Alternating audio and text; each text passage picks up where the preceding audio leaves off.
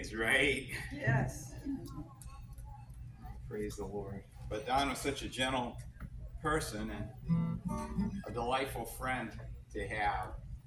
And in his passing, we were at peace. Don was at peace. Don was always at peace. You would see him at church, and he'd be the first one to say hello, whether you were a teenager or whether you were a senior citizen like myself.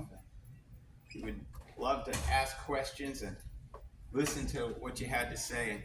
And my biggest sadness is I never asked Don enough questions to know so much about his life. I learned so many things about his life from his son after he passed away. I was like, oh, I wish I'd asked Don more questions and asked him more about how he had that peace that passes understanding, that peace that brought him into the presence of Jesus the way he did. It left quite a testimony behind it.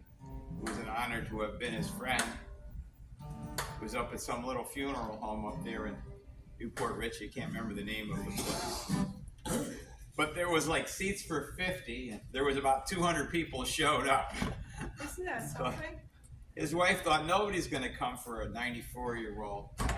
Oh, yeah? Well, boy, was she wrong.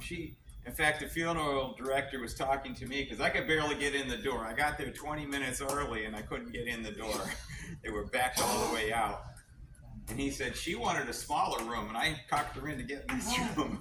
This is the biggest room we have. And it seated about 50, and there was 200 folks showed up. And so I was blessed that some people saved me a seat. I had to squish in between a bunch of others. And we got to hear lots of great stories and learn about the faith of Dawn. But today, Dawn is in the presence of Jesus. We're here. So we're going to sing a little bit about that peace. Peace everybody can have if you'll put your faith and trust in who? In Jesus, right? I've got peace. It's like a river. Peace just like